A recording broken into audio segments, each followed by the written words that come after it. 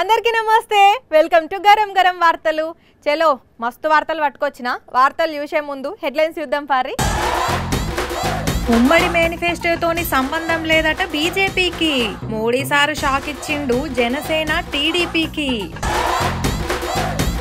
చిరంజీవిపై Paul fire ఆయనకి Padma Bhushan BJP ఇచ్చారు condition ఏంటి బీజేపీ కూటమికి తిరిగి ఓట్లు వేయించడానికి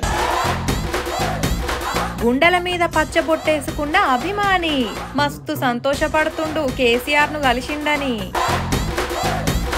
పోరాడి సాధించిండు లైట్ బీర్లు అన్నకు చేస్తున్నారు సన్మానాలు చంద్రబాబును మేం నమ్మం బాబు అని ప్రజలందరూ అంటున్నారు పోయినసారి ఇట్లనే అని ఇంటికి పంపితే ఇప్పుడు చంద్రముఖి రూపంలా లకలకలక అనుకుంటా దొంగ హామీలతోని మళ్ళీ వస్తుండ కదా అయితే ఇప్పుడు మళ్ళా కూడా ప్రజలు మేం నమ్మం బాబు అని అంటుంటే అటు బీజేపీ కూడా బాబిచ్చే హామీలను చూసి మేం నమ్మం నిన్ను బాబు అంటున్నది చూసిండ్రా చంద్రాలు పవనాలు వాళ్ళ ఉమ్మడి మేనిఫెస్టో కాపీని షెరోటి పట్టుకుంటే పక్కనున్న బీజేపీ ఎన్నికల ఇన్ఛార్జి సిద్ధార్థనాథ్ దాస్ సారు దాన్ని పట్టుకునేతందుకు కాదు కదా ముట్టుకునేతందుకు కూడా మొక్కిరిసిండు ఇంకా కరెక్ట్ గా చూడుండ్రి ఆ మేనిఫెస్టో మీద మోడీ సారు ఫోటో కూడా లేదు మరి ముగ్గురు పొత్తేనాయే అది ఉమ్మడి మేనిఫెస్టోనేనాయే అలాంటప్పుడు మోడీ ఫోటో ఎందుకు పెట్టలేదు బీజేపీ ఎన్నికల ఇన్ఛార్జి ఎందుకు పట్టుకోలేదు అంటే తెలుసు కదా చంద్రాలు మోసాలు ఎట్లుంటాయో మేనిఫెస్టో పేరుతోని అడ్డగోలు అమలుగాని హామీలిస్తాడు ఎన్నికలైపోయినాక మేనిఫెస్టోను మాయం చేస్తాడు అందుకే పోయినసారి టీడీపీ మేనిఫెస్టో ఏనన్నా కనపడుతుందా ఇప్పుడు అట్లనే ఈసారి కూడా చేస్తే దానికి బీజేపీ ఎక్కడ బాధ్యత వహించాల్సి ఉంటుందో అని మేనిఫెస్టో మీద మోడీ ఫోటో వేయనీయలేదు దాన్నిన ముట్టుకోలేదట అంటే ఈ మేనిఫెస్టోలో ఉన్న హామీలకు బీజేపీకి ఎలాంటి సంబంధం లేదు అన్నట్టు మోడీ గ్యారెంటీ ఇస్తలేరన్నట్టు అందుకే మేనిఫెస్టో విడుదల చేసే టైంలా బీజేపీ రాష్ట్ర అధ్యక్షురాలు పురంధేశ్వరి కూడా లేరు ఇంకే బీజేపీ ఇతర నాయకులు కూడా లేరు ఇదంతా చూస్తుంటే చంద్రబాబు అమలుగాని హామీలకు మేం బాధ్యులం కాదు అని బీజేపీ డైరెక్ట్ గా చెప్పినట్టే అంతే కదా మరి బాబు గారి గురించి వాళ్లకు తెలియంది ఏముంది చెప్పుండ్రి నాడు మోడీని నోటికి ఎంత వస్తే అంత తిట్టిండు అదే ఇప్పుడు అవసరం అనుకుంటా ఎంట తిరిగి పోగొడుతుండు ఇట్లా బాబు ఊసరవెల్లి రాజకీయాలు బీజేపీకి తెలుసు గనకే ముందే జాగ్రత్త పడి మేనిఫెస్టోకు మాకు సంబంధం లేదని సీదా చెప్పిందన్నట్టు చిరంజీవి తన తమ్ముడు పవన్ కళ్యాణ్ తరపున ఎన్నికల ప్రచారానికి ఉత్తగానే వస్తలేడు బీజేపీ ఆయనకు ఒక ఫిట్టింగ్ పెట్టింది అందుకే ఆయన కూటమి కోసం ఎన్నికల ప్రచారానికి వస్తున్నాడు అని ఒక సీక్రెట్ చెప్పిండు కేఏ పాల్ ఎవరెన్ని వేషాలేసినా విశాఖలో ఎంపీగా గెలిచేది నేనే అని అన్నాడు కాకా ఏంది ముచ్చట నటుడు చిరంజీవి ఇప్పుడు బీజేపీ కూటమికి ఓట్లేసి తమ్ముడిని గెలిపించి సెంట్రల్ మినిస్టర్ చేయాలని పవన్ సెంట్రల్ మినిస్టర్ అవుతాడా అప్పో పెద్ద స్కెచ్చే అది సరే గాని చిరంజీవి ఎందుకు వస్తున్నట్లు ఆయనకి పద్మభూషణ్ బీజేపీ ఇచ్చారు కండిషన్ ఏంటి బీజేపీ కూటమికి తిరిగి ఓట్లు వేయించడానికి అంటే అవార్డు ఇచ్చేటప్పుడు షరతులు వర్తిస్తాయని చెప్పిండ్లా ఏ అట్లెందుకు చెప్తారు కాక బీజేపీ స్పెషల్ స్టేటస్ ఇచ్చిందా స్పెషల్ ప్యాకేజ్ ఇచ్చారా స్మార్ట్ సిటీలు కట్టారా పోలవరం కట్టారా రైల్వే జోన్ ఇచ్చారా 10-15 లక్షలు ఇచ్చారా నిరుద్యోగులకు ఉద్యోగాలు ఇచ్చారా 100లో 1 చేశారా ఆ ప్రశ్నలన్నీ చిరంజీవిని అడిగితే ఏం చెప్తాడు కాక పవన్ కళ్యాణ్ అడగాలి ప్యాకేజ్ స్టార్లు కావాలా కేఏ పాల్ కావాలా ప్యాకేజీ స్టార్ ఎవరు పవన్ కళ్యాణ్ ఓ కాక ఆయనతోని పెట్టుకోకు చిత్తుగా పవన్ కళ్యాణ్ పిఠాపురంలో ఓడించండి ఆల్రెడీ అక్కడి ఓటర్లు కూడా డిసైడ్ అయిండ్లట పెద్దల మాట సద్దెన్న మూట అని అంటారు కానీ పెద్దలు గిద్దలు జాంతానై ఎవరైనా నేను చెప్పినట్లు చెయ్యాలే నాకు సలహాలు ఇయ్యొద్దు అని అన్నాడు కదా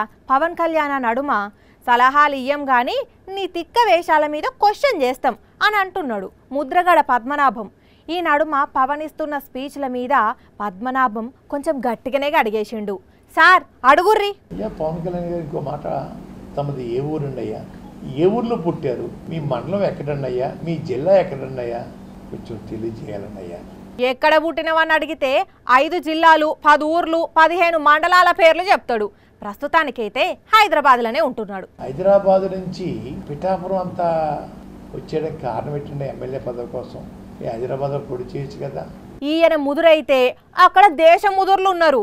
హైదరాబాద్లో పోటీ చేస్తే డిపాజిట్ కూడా రాదు. అందుకే పిఠాపురం వచ్చి పీటేసుకొని కూర్చున్నాడు. ఓడించి పంపకపోతే నా పేరు పద్మనాభం కాదు, పద్మనాభరెడ్డిగా మార్చుకుంటాను. అబ్బా, మీరంత నమ్మకంగా చెప్తున్నారంటే పవన్ కు పిఠాపురంలో కోటింగ్ తప్పదు అనిపిస్తున్నది మాకు. తొందరలో మీ పార్టీ కూడా ప్యాకప్ అంటే పిఠాపురంలో ప్యాకప్పా, మొత్తానికే ప్యాకప్పా? పిఠాపురం తన్ని తరివేస్తారు మిమ్మల్ని. అసలు పవన్ అంటే ఏందనుకున్నారు సార్? ఆయనకు పిఎం తెలుసు, వాళ్ళిద్దరూ జాన్ జిగిరీలు. పలుకుబడి ప్రధానమంత్రి గారి దగ్గర ఉంటే ప్రత్యేక హోదా ఇంటికి తేరాపోయారు. ఏహే, పాలుకుబడి లేదు, అక్కబొడి లేదు, అంత బిల్డప్ యాక్టింగ్. సినిమాలో నటించండి అయ్యా, ఇక్కడికి ప్రజల్లో నటించకండి అయ్య బాబు, మీకు నమస్కారం. ఆయనకు సినిమాలకు రాజకీయాలకు తేడా తెలియట్లేదు సార్. అందుకే ఎన్నికల ప్రచారంలో సినిమా డైలాగులు చెబుతున్నాడు. కూటమిలా కుమ్ములాటలు మామూలుగా ఉంటలేవు కదా. ఒకలి మాట ఒకరు అస్సలకే ఇంటలేరు టీడీపీ జనసేన నేతలు. నీతోని నాకేందంటే చల్, నీతో నాకేంది, నువ్వో లెక్కనా అని ఒక్కటంటే 10 అంటున్నారు. ఈ గండ్ల చింతమనేనైతే ఇంకా ముందే ఉన్నాడు. మొన్ననే నేను మా అవ్వయ్య మాట చంద్రబాబు మాటనే వినా, మీ మాట వింటనా అన్నాడు కదా జనసేనోళ్ళను. అంతటితో ఆగకుండా ఇయాల ఇంకా రెచ్చిపోయిండు. చింతమనేని జనసేనను చింతపండును కొట్టినట్టు కొడుతుండు. మొన్ననే నేను మీ మాట ఎందుకింటా అని నిండు సభల జనసేనోళ్ళ పరువు తీసిండు కదా. ఇక ఇప్పుడు ఏకంగా మళ్ళోసారి జనసేనోళ్లను సాంబార్ల కరివేపాకు లెక్కన సైలెంట్ గా తీసి పారేసిండు. మీకు ఇష్టమైతే మాతో ప్రచారం చేయండి, మీరు దెబ్బలాడుతున్నట్లయితే ఇద్దరు రావక్కర్లా, ఇద్దరు పని చేయక్కర్లా. విన్నారా? మీరు ప్రచారం చేస్తే చెయ్యుండ్రి, లేకపోతే లేదు. మీతో అయ్యేదే ఉన్నది, పోయేదే ఉన్నది. ఏదో పొత్తులున్నాం కాబట్టి ఇంత దేకుతున్నాం, లేకపోతే వేరే ఉండు అన్నట్టే మాట్లాడుకుంటా జనసేన నాయకురాలు ఘంటసాల వెంకటలక్ష్మి మీద కోపం చేసిండు. ఇట్లున్నాయి వీళ్ళ పొత్తుల కత్తులు. ఇక్కడ ఒక్క కాడనే కాదు, ఎక్కడ చూసినా ఇదే కథ. ఇదంతా చూస్తుంటే వీళ్ళని ఎవ్వరు ఓడించాల్సిన అవసరం లేదు, వీళ్ళను వీళ్ళే ఓడించుకుంటారు అనిపిస్తున్నదిలే. కేసీఆర్ సార్ అంటే కేసీఆర్ సారే పోండ్రి. కొన్ని విషయాలల్లా కేసీఆర్ సార్కు మించిన వాళ్ళు లేరు, ఉండరు కూడా. అట్లుంటది మరి పెద్ద సార్ అంటే. కేసీఆర్ సారును ఎవరైనా ప్రేమించినా, కేసీఆర్ సార్ ఎవరినైనా ప్రేమించినా లేకుంటే అభిమానించినా ఆ ప్రేమను తట్టుకోవడం చాలా కష్టం. అంత మంచిగుండే సారుది. చాలా మంచోడు కేసీఆర్ సారు అని బీఆర్ఎస్ లీడర్లు చెప్తారు కదా. అవు అన్నట్టే మళ్ళోసారి రూపిడి చేసిండు సారు. ఇంతకు విషయం ఏందంటే, గుండెల మీద కేసీఆర్ సార్ బొమ్మను పచ్చబొట్టు వేయించుకున్న డైహార్డ్ ఫ్యాన్ ను విలిపించుకొని అభిమానించిండు మాజీ సీఎం కేసీఆర్ సారు.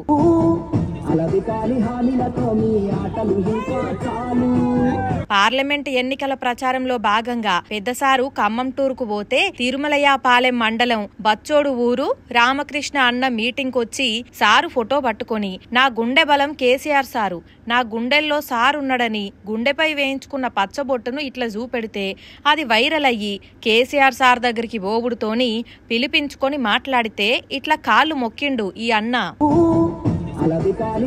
ఇక ఈ ముచ్చటిటు పక్కన పెడితే ఇటు చూడుండ్రి, సారు చిన్నపిల్లలకు ఎట్లా అభివాదం చేసిండో. చాలా క్యూట్ అంటే క్యూట్ ఉన్నదిలే వీడియో. కానీ ఏదేమైనా కేసీఆర్ సారు మునుపటి ఉద్యమ కాలం నాటి కేసీఆర్ సారును చూస్తారు అన్నారు. అన్నట్లే అటు కాంగ్రెస్ కమలం పార్టోలపై గట్టిగా కామెంట్లు చేస్తున్నాడు. ఇంకో దిక్కు ఇట్లా అందరిని కలుస్తున్నాడు. వెనకటి కట ఏతుల వెంకటి అనే ఒక ఆయన ఎడారిలో నీళ్లు తవ్వుదామని చూసిండట. ఇక అనుకున్నదే గుత్త, పలుగు పార అన్ని పట్టుకొని పోయి తవ్వుతనే ఉన్నాడట. అయినా నీళ్లు పడతలేవట. అప్పుడు అట్లా కాదని తెలిసి పొక్లేన్ తోటి తోడిచ్చిండట. అయినా నీళ్లు పడకపోతే బోర్వెల్ తెప్పించి బోరెద్దామని ఇప్పించిండట. అయినా నీళ్లు పడకపోయేసరికి పరువు పోయింది. సేమ్ అట్లనే అయింది సీఎం రమేష్ ప్రచారం. అబ్బబ్బబ్బబ్బబ్బా, ఏం జనం అనకాపల్లి బీజేపీ ఎంపీ అభ్యర్థి సీఎం రమేష్ ప్రచారానికి మామూలు జనం రాలేదు కదా. అబ్బో, ఇక్కడనే అర్థమవుతున్నది సీఎం రమేష్ పరిస్థితి పబ్లిక్లో ఎట్లున్నది అనేది. ఇంకా ప్రచార రథం మీద చూస్తున్నారా, హీరోయిన్ ఖుష్బూ కూడా ఉన్నది. అయినా కూడా పట్టుమని 50 మంది లేరు చూడండి రోడ్డు మీద. ఇక దీంతో సీఎం రమేష్ కు రౌద్రం ఆగలేదట, కోపం చేసిందట. టీడీపీ జనసేన నాయకులు జన సమీకరణకు సహకరి సహకరిస్తలేరు అని చిటపటలాడిండట.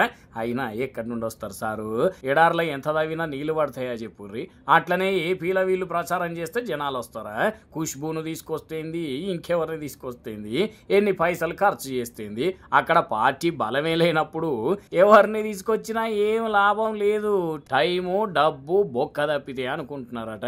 సీఎం రమేష్ వారి ప్రచారానికి వచ్చిన ఆ కొద్ది మంది జనం కూడా ఇది వరకు బస్టాండ్ల బస్సులు ప్రయాణికుల కంటే ఎక్కువ జిబజిబలాడేటివి. కదలాల్సిన టైం కంటే 5 నిమిషాలు బస్సు లేటుగా కదిలితే చాలు ఇంకో 2-3 బస్సులు లైన్ల నిలబడి హారన్ కొట్టుకుంటా ట్రాఫిక్ జామ్ చేసేది. మరి ఇప్పుడు ఫ్రీ బస్సులని తక్కువ తిప్పుతున్నారో ఏం కథనో గాని అటు ఇటు పోయి కండక్టర్లకు కష్టాలు తెప్పిస్తున్నది చూడండి.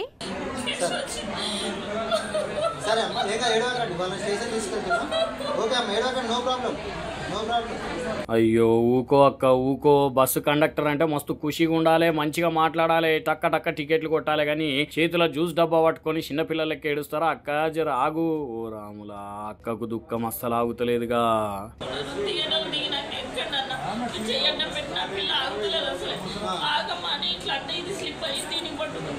అబ్బరి బిడ్డ ఇదా కథ, ఇట్లా ముదిరి నాది మీ నడమ పంచాది.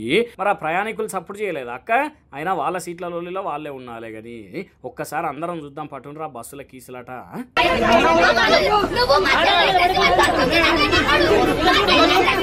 అటు కండక్టర్ అక్క గరంగరంగానే మాట్లాడింది, బస్సులు ఎక్కిన చెల్లమ్మ కూడా గరంగరంగానే ఉన్నది. మరి కండక్టర్ అక్క ర్యాష్ గా మాట్లాడింది దానికి ఇట్లా పంచాది పెరిగిందో, అయితే ఎండకు చెల్లమ్మకి ఇట్లా కోపం అంతా ఈ అక్క మీద చూపెట్టిందో తెలియదు. కానీ పంచాది అంతా కూడా సరిపడా బస్సులు లేక సీట్లు లేకనే వస్తున్నదని జనాలు అంటున్నమాట.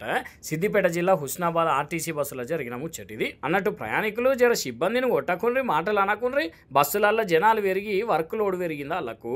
అట్లనే ఓ కండక్టర్లు డ్రైవర్లు మీరు కూడా ప్రయాణికులను కనిపెట్టి మాట్లాడుండ్రి, లేకుంటే ఇట్లాంటి కీసులాటలే అవుతాయి, జాగ్రత్త.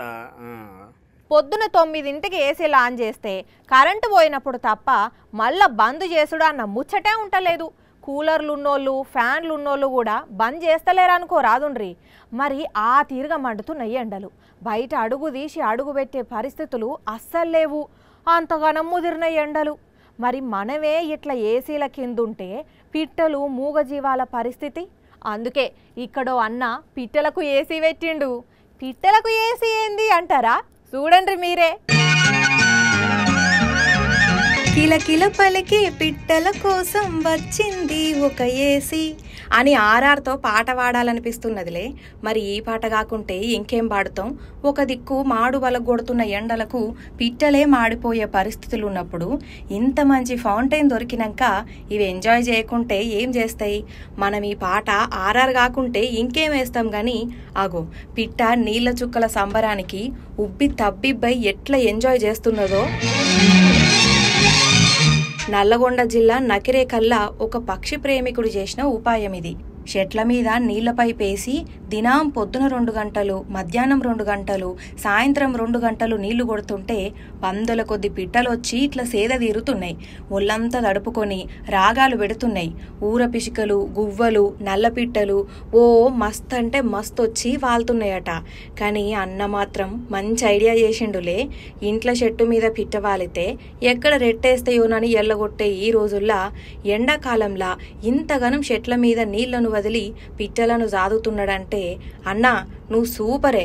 ఓ జనాలు, మీరు కూడా ఇంటి మీద గింజలు పోసి నీళ్లు చల్లుండ్రి. పక్షులను మనం రక్షించుకుంటే మనకే మంచిది. ఏమంటున్నావు? లైట్ బీర్లు దొరుకుతలేవని నిన్న ఓ ఉద్యమాన్నే ప్రారంభించినంత పనిచేసిండు ఓ అన్న. చూసిండ్రు కదా మీరు కూడా. ఎక్సైజ్ ఆఫీసర్లను కూడా కలిసి కంప్లైంట్ లెటర్ కూడా ఇచ్చిండు. అయితే ఆయన పోరాటం ఫలించింది. దీంతోని వీరుబాబులు ఫుల్ చిల్లైతున్నారు. నిజంగా ఈ అన్న పోరాటాన్ని చూసిన వీరుబాబులు దండాలయ్యా దండాలయ్యా మాతో నేను ఉండాలయ్యా అని పాట పాడతారు కావచ్చు ఖచ్చితంగా.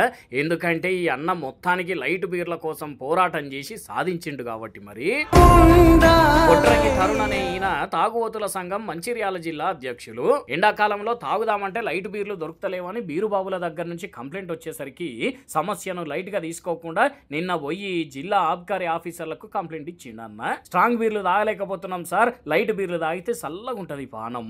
కొన్ని షాపులనైతే కావాలనే లైట్ బీర్ల కొరత సృష్టిస్తున్నారు అని కంప్లైంట్ ఇస్తే ఇవాళ బరండి షాపుల్లో లైట్ బీర్లు దొరికినాయట. ఇకేమున్నది, సంబరం కొద్దీ తరుణ్ కు షాల్వా కప్పి సన్మానం చేసిర్రు బీరు ప్రియులు. కానీ నిజంగా సంతోషం చూస్తుంటే ఒలింపిక్స్ లో గోల్డ్ మెడల్ సంపాదించిన దానికంటే ఎక్కువనే సంబరపడుతున్నట్టు కనిపిస్తున్నాడుగా. అట్లుంటది మరి బీరుబాబులతోటి. కానీ ఇట్లాంటి లైట్ బీర్ల పోరాటం మాత్రం నెవర్ బిఫోర్ ఎవర్ ఆఫ్టర్ కావచ్చులే. కలెక్టర్లు చెప్తారు కాంట్రాక్టర్లు డబ్బులు ఇద్దా అంటే కాంట్రాక్టర్ చచ్చిపోయినా ఏమన్నా నాకు చచ్చిపోతే ఓకేనా, కాంట్రాక్టర్ చచ్చిపోతే నేను చచ్చిపోతే ఇప్పుడు. ఓ అన్నా ఆగు ఆగు, ఏదన్నా ఉంటే అట్లనే కూర్చొని మాట్లాడుకోవాలి కానీ ఉత్త పుణ్యానికి చచ్చిపోతాను ఎందుకు అంటున్నావే, జర ఆగు సైసు.